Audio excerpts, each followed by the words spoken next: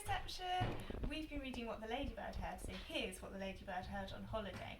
After you've listened to this story, then you can follow the link to have a look at what the animals are getting up to in the zoo. Okay. One fine day in the middle of May, the Ladybird went on holiday. She flew to the town to see the sights, the streets and the shops, and the bright, bright lights. She saw the parks and the palace too.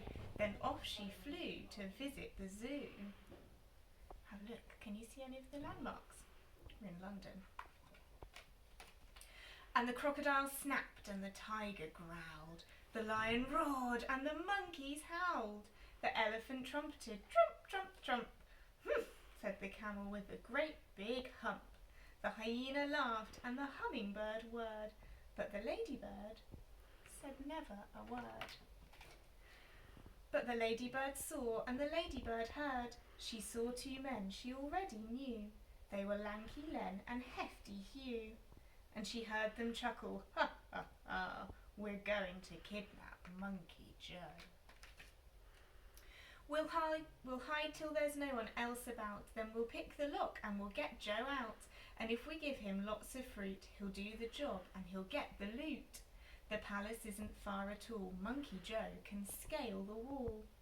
He'll find out where the queen's asleep, then tiptoe into her room he'll creep. He'll open the sack and steal the crown, we'll soon be the richest men in town.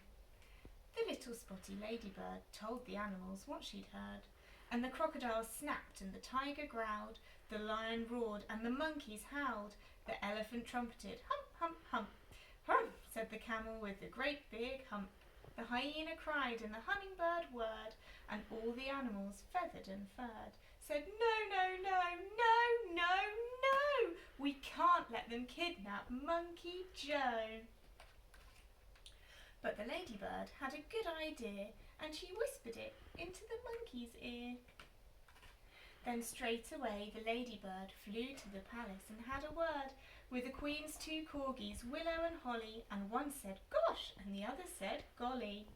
And both the dogs agreed to do just what the ladybird told them to.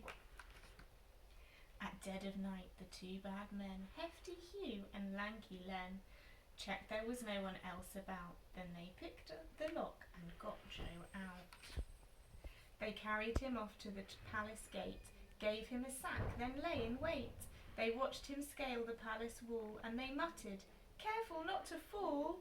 Then they rubbed their hands as they saw him creeping into the room where the queen lay sleeping. Corgi Holly and Corgi Willow, who lay each side of the queen's soft pillow, were wide awake, and they said to Joe, come on, monkey, off we go. They led the way while the queen still slept, and they showed young Joe where their bones were kept. Then they helped the monkey fill the sack, and they wagged their tails as he carried it back. But two thieves yelled, hip hip hooray, but now let's make our getaway. They carried the sack to a nice quiet park, where the only sound was a distant bark. They found a bench and both sat down, and Hugh said, time to see that crown. I just can't wait, said Lanky Len. They opened up the sack, but then... You should have heard the moans and groans to find the sack was full of bones.